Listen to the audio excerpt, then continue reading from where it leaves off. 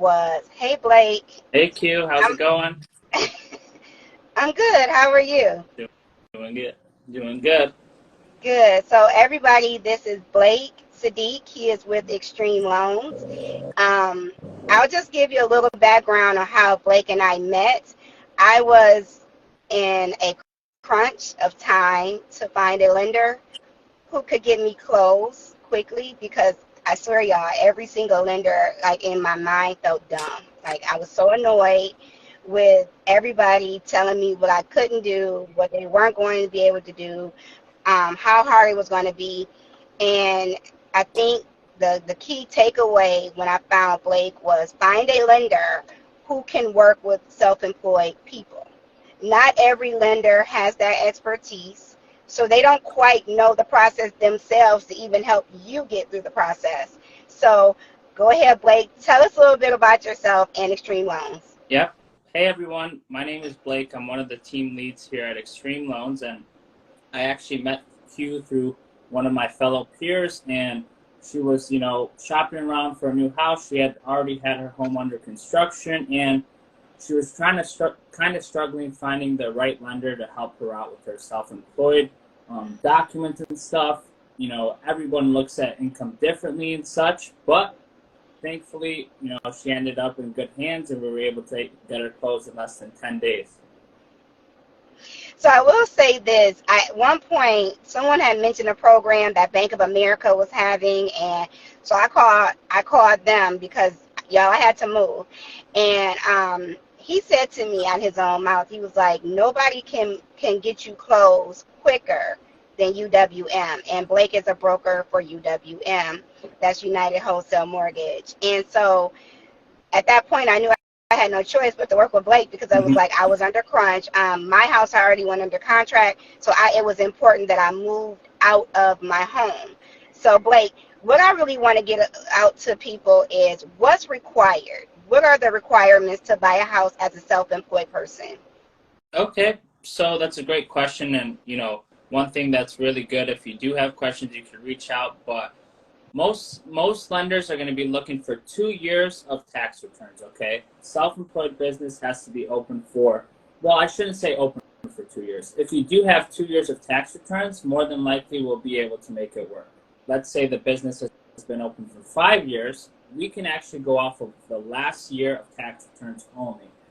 Most lenders don't even offer that, but let's say you had a bad year in 21, but a great year in 22, we could just look at the 22 tax returns and be able to qualify you off that 1 year, as long as the business has been open for 5 years. That's so important because I know for a lot of y'all, if you're looking at buying a house right now, COVID took a hit on a lot of people's business in particular. So between 2020 and 22, a lot of people struggled financially. And so because of that, tax returns may not look so great for some of those years. So maybe you had a better year for 2022 and maybe it was a terrible year 2020, but you've been open.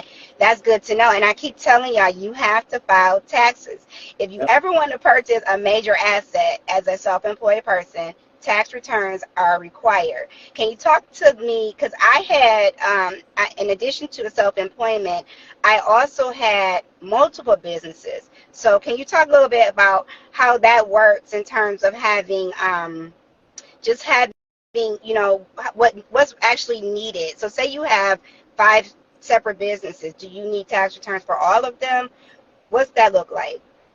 So it all just depends. So with every file, it's obviously different. That's why we say always call so we can look it over. But you might have five businesses, but you might only need to use income from a few of them. You might not even need to use them all. So that's why it's real important to talk with a professional to see exactly, one, what do you need to get approved, right? If you're self-employed with one business, or whether you have a lot like Q, we could get you pre-approved off of maybe one tax return, maybe multiple. It all just depends on your file. It really just takes digging into it and looking through it. So what about credit score? How important is credit score? So credit score, here's something that's really big, right? Most self-employed people, they think they can't get approved with low credit score, right? Which is false. They can get approved, right? It's not going to be your normal 10-day closing like how Q had, but let's say it takes 2 to 3 weeks, at least we're getting you in a home, right, when you thought you couldn't. So what I would say is if you have between 500 credit to 600 credit, don't feel like you can't get a loan, right? You would still be able to. We do have lenders who will use that credit score, but if you do have a better score, that's when you're able to get better pricing, maybe incentives on your home loan, or even stuff like an appraisal waiver where maybe you came in offering 10 grand higher on the house might not appraise for that, but if you have a good enough file, we might not even need an appraisal. So we could get something called an appraisal waiver. Okay, so that was the other thing that I wanted to discuss was, for me, I had multiple incomes, but I also had other multiple, I guess they're still incomes, but like I want to like stress to people, making sure you have your documents. I mean, if you get Social Security, if you get child support, if you get alimony, having up-to-date amounts that, show that, is very, very important, because that ended up helping me in a lot of ways that I wasn't really sure about in the beginning. But if you're at that like little piece of space where it's like, okay, I need just a little bit more income, having those extra things will get you qualified. So I cannot stress enough the importance of having good records, keeping up with your records.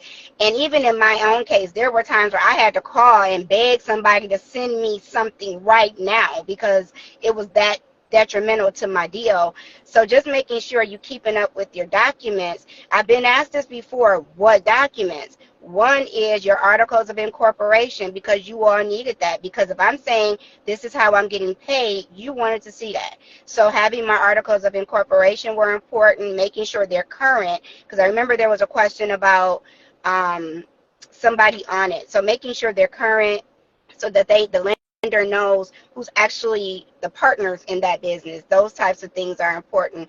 Knowing your EIN, I know that sounds simple, but most people don't know their EIN or don't even know where the paper is or the whatever, how to get their EIN. They don't have that information available.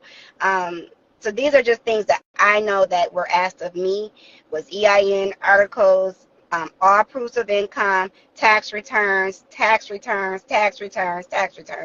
people do not. Small business owners don't like filing taxes. They just don't like filing taxes, and it's because they don't want to pay taxes.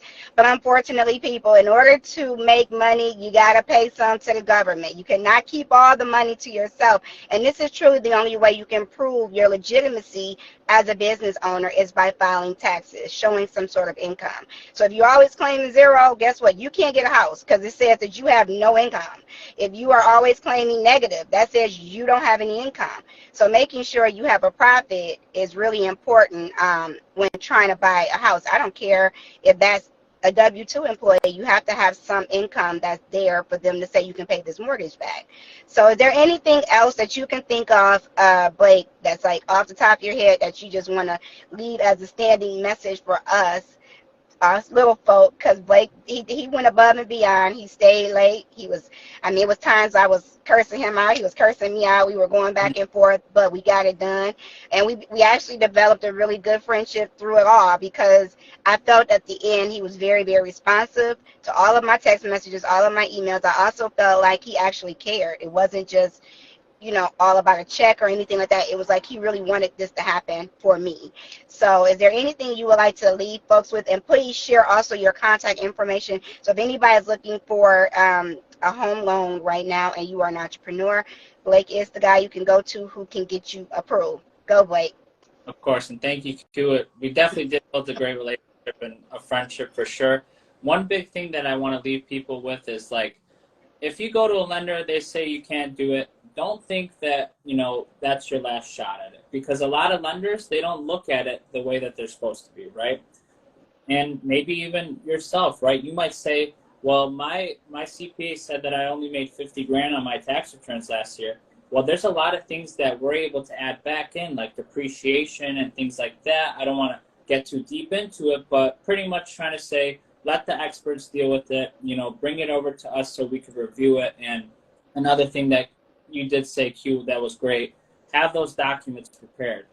There was times when we were during the process, if you didn't have something, that you had from a few years back, it probably would have put a big delay in it. And with you having it there ready to go, made it very easy for me. So I do appreciate that. All right. So I will, first of all, thank you all for joining this live to